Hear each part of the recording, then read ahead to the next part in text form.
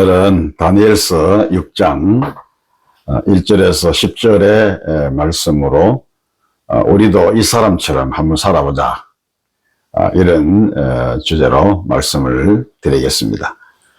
다니엘은 주님 오시기 전 600여 년경에 살았던 인물입니다.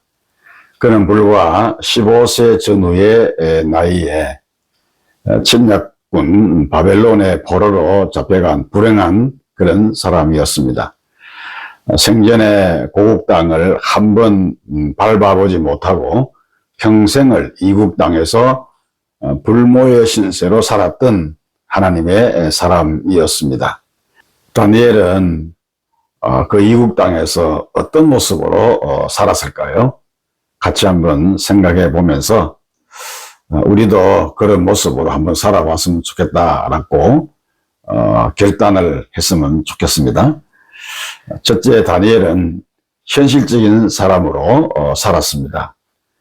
이 다니엘은 바벨론 포로였기 때문에 그 삶의 환경은 매우 힘든 그런 현실이었습니다. 그럼에도 불구하고 그는 90세가 넘도록 그 나라에서 살았고, 정권이 3번이나 교체되는 그런 정치적인 혼란 속에서도 가장 역량 있는 그런 지도자로 살아남을 수가 있었습니다. 그는 바벨론 포로가 되었을 때 바벨론을 떠나려고 몸부림을 치지 않았습니다. 언제나 바벨론 안에 머물면서 현실을 직시하면서 살았던 것이죠.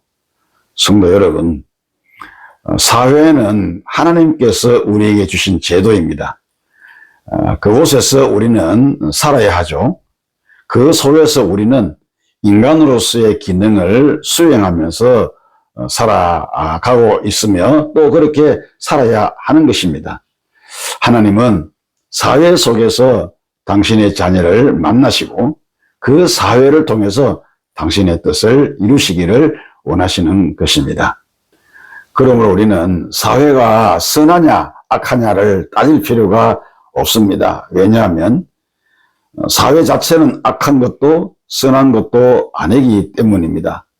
사회를 구성하는 인간이 악하기 때문에 사회가 악해지는 것이죠. 비록 사회는 갖가지 문제들을 안고 있고 그리고 헤아릴 수 없는 죄악들이 쉴 새 없이 일어나고 있지만 우리는 그 속에 있어야 합니다. 사회를 떠나서는 결코 존재할 수가 없기 때문입니다. 그러므로 도피주의는 기독교의 본질이 아닙니다. 세상을 싫어하는 염세주의도 기독교가 가르쳐주는 사상이 아닙니다. 거무가나 부르면서 나그네 인생 적당히 살자고 하는 이런 식의 책임 없는 삶은 예수님께서 결코 우리에게 가르쳐 주신 적이 없습니다. 우리는 현실 안에 있습니다. 우리는 현실 속에서 살아야 합니다. 그래서 예수님께서 산 아래로 내려가자, 이렇게 말씀을 하셨습니다. 이것이 그리스도인의 바른 생활 태도인 것입니다. 또 하나, 두 번째, 다니엘은 자기 일에 매우 적극적이고 성실한 삶을 살았습니다.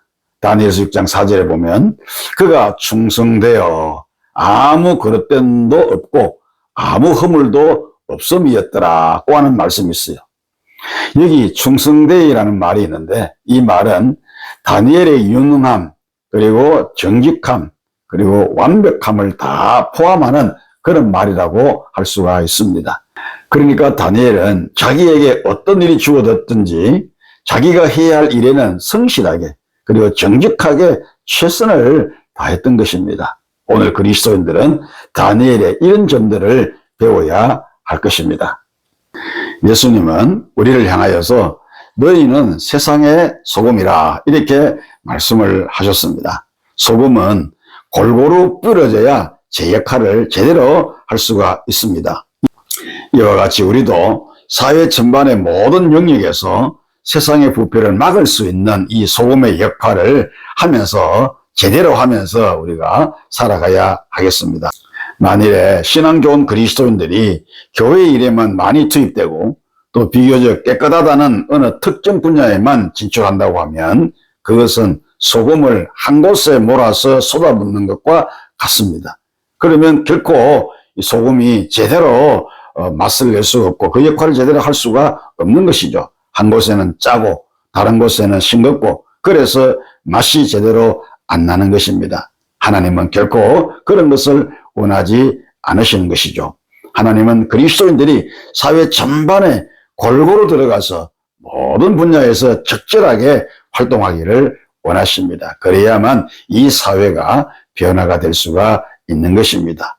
예를 들어서 술 만드는 직장에 취직이 되었다고 낙심할 필요가 없습니다. 그런 직장에서 일 안 할 수 있으면 더없이 좋지만 그렇지 못한 상황, 어쩔 수 없이 일을 해야만 하는 그런 상황이라고 하면 굳이 사표 내고 나올 필요가 없다는 것입니다. 거기서도 소금의 맛을 내어 얼마든지 그 직장을 변화시켜 나갈 수가 있는 것입니다. 왜요? 술 만드는 공장에는 잃어버린 영혼들이 많기 때문에 그렇습니다. 우리 그리스도인들은 정치계에도 연예계에도 경제계에도 할 수 있으면 그 어떤 곳에서도 다 들어가야 하는 것입니다. 그래서 성실하게 정직하게 적극적으로 살아서 그리스도의 향기를 뿜어내어 그 직장을 변화시켜 가야 하는 것입니다. 적극적이고 성실한 그런 삶으로 세상을 변화시켜 나가는 은혜가 있으시기를 축복합니다. 세 번째, 다니엘은 참 신앙인으로 살았습니다. 다니엘은 자신이 하나님을 섬기는 사람이요 선택받은 선민이라고 하는 사실을 바벨론에 입국하자마자 분명히 밝혔습니다.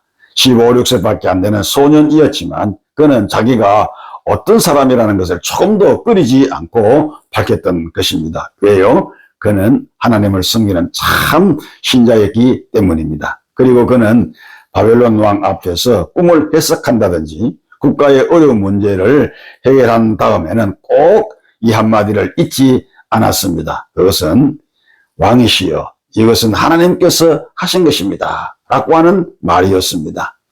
성도 여러분, 다니엘은 참된 신앙의 소유자요 분명히 자신의 신분을 밝히는 그런 신앙인이었습니다. 그런데 우리 주변에는 자기의 신분을 분명히 밝히지 않고 교회 생활을 하는 사람들이 적지 않습니다.